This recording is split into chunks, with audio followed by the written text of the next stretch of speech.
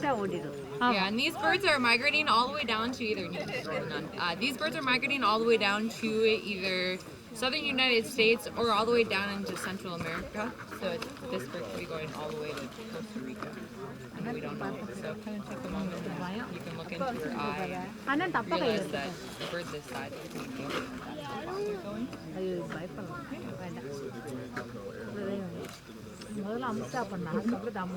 Today we've already seen the hundreds of them. So, Ellie, I'm going to have him go first. Absolutely. So what I'm going to have you do is you're going to be the Statue of Liberty. So hold your arm up just like this and don't let her go just yet. But on the count of 3, I'm going to have you, we're going to go 1, 2, and then on 3, you're going to give her a little toss. But first, because of this sign, I'm going to twist you this way, just a little bit. There we go. So I want you to toss her kind of that way. Okay, everybody ready? 1, 2, 3. And there we go. Sorry, Susan. You know.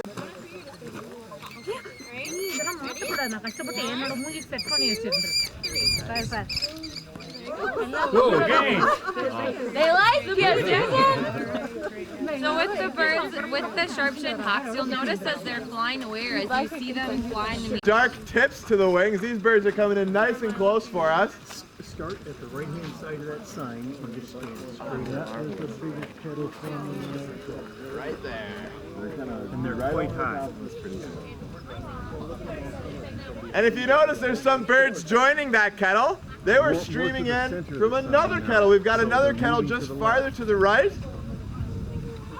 Take a nice look at these birds. They're being very cooperative here.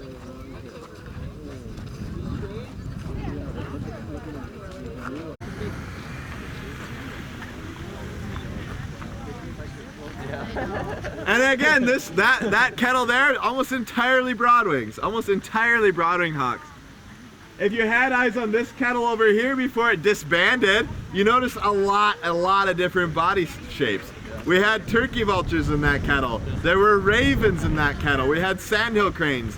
We had broadwing hawks. We had a couple of sipiters.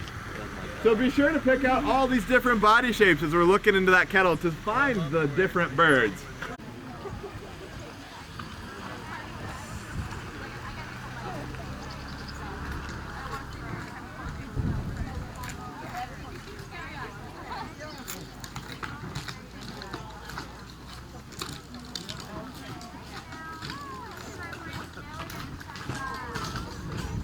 Goshawks are the largest of the accipiter group, the woodland hawks. They have short rounded wings and a long tail. You can really see the long tail. Do a wing if you want. Ooh. Now, you may say that looks like a pretty long wing, but in comparison to other birds, soaring birds, they have even much longer, broader wings. These are short, designed for flying through tight spaces in the woods, catching other songbirds, snowshoe hare, grouse, things like that. This is an immature. We know it's an immature because of the striping going down the front and the eye color. The eye right now is yellow, and next year it's going to turn orange. The year after that it'll be a dark red. So in these first few years we know how old they are. After those eyes turn red and they get their adult plumage, we're not going to know how old it is, except with the possibility of recapturing it with a band. If you have a band on a young bird and then you recapture it, you can tell how old they are or how old they might get to be.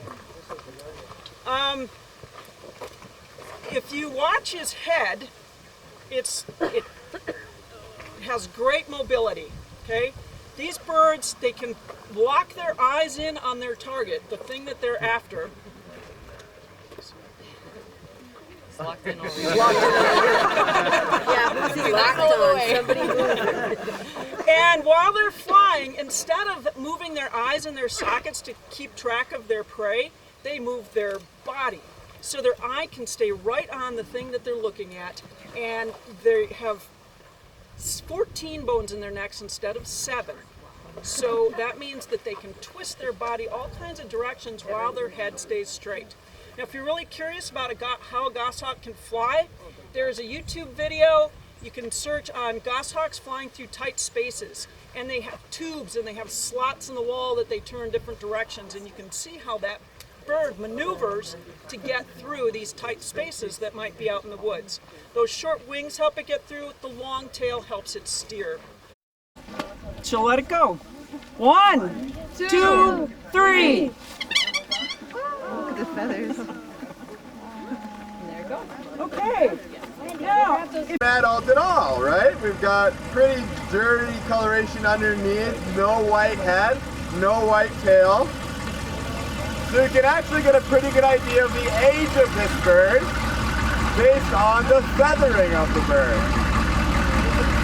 So if we work backwards from an adult bald eagle will have a clean white head, clean white tail.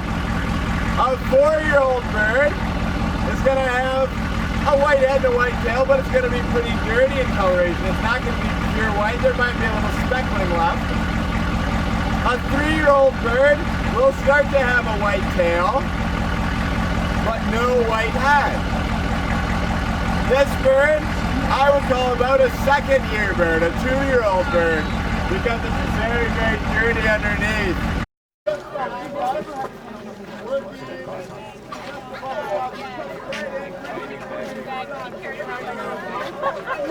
Necessarily the case, but with forests, they're a bird of the woods.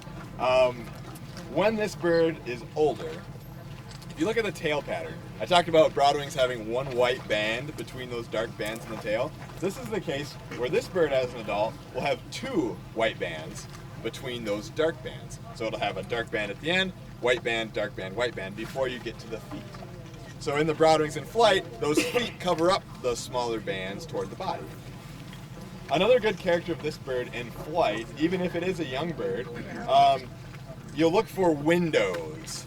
So what are windows? If you look toward the tips of the wings of this bird, you might be able to see it. Maybe. So this little pocket right here, these kind of feathers right here, a little bit lighter. When the sun's shining from above, it's even more apparent. A good identifier of a red-shouldered, if it's a young one. The adult birds will be a little more red and a lot more vertically barred. Almost like you would expect in a coop, almost like you'd expect in a broadwing, but a little more red. Shoulders, I don't know if that's a good identifier of them. But taking a look at that tail, and a little bit with the habitat too, knowing that they're a little further south is a really good ID key. And like Caitlin was saying, we really don't get a lot of red-shouldered hawks. We really don't. A cool thing about red shoulders before we get this bird ready to go, the subspecies in Florida, so there's 2 different groups of these birds. Subspecies in Florida is going to look entirely different than even the subspecies in Arizona or the ones we get in Minnesota. Florida, they're almost a gray head. Gray, not much red at all. Southwest, they're going to be a little bit darker, a lot of red.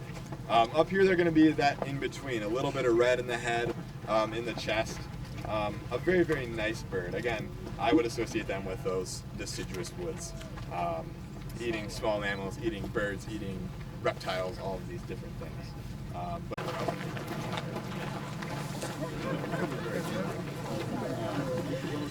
And I will count to 3 before I release the birds. So, do you want to count? Yeah. And you know, for Bootios to give them the big boost. The big granny shot. Mm-hmm. Okay. All right, we're going to count, and on 3, she'll release the bird. 1, 2, 3. Woo! Wow.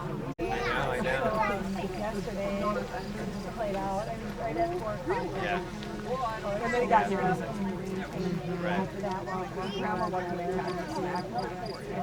Okay.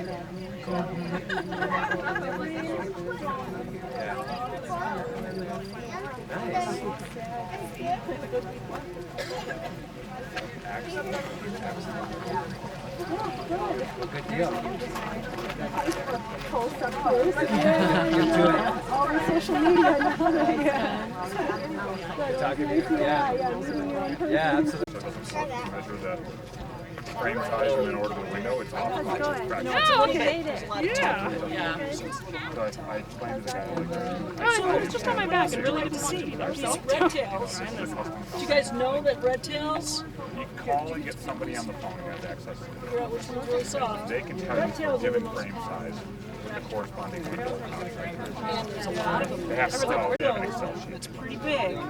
You might guess that it's a red tail. To call and get somebody on the phone. They're You willing can to tell tell for you. sure in a couple of ways. They're gonna quit worrying about Here's a red getting tail. They don't want to tell them. They don't want to get blamed. Not a great idea. Yeah, so it goes like that, right? There's lesser kestrels. There's habitat. We had our Sharpie flying above, so kind of a similar shape to that kestrel that flew by, except notice in the wings, that's where they really do differ. So notice that classic accipiter wing, that short rounded wing with the long tail. As a falcon, you would have a long tail, yes, but you'd have sickle-shaped pointed wings. And also notice the flapping pattern of these birds. 3 or 4 flaps in a row and then they'll glide. For the most part, falcons will just keep flapping. They'll flap all the way through. Kind of petered up a little bit. I don't know if we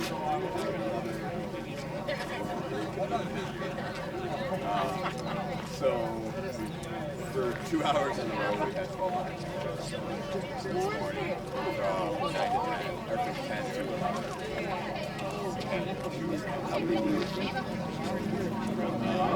Let's slow down a little. Notice right on the back, very well marked bird. The male. Excellent look. Nice black tail band. So notice the tail. If we had Merlin, if this falcon was a Merlin, which is, well, we got a Broadwing kettle too, but we'll talk about the kestrel before we look at that.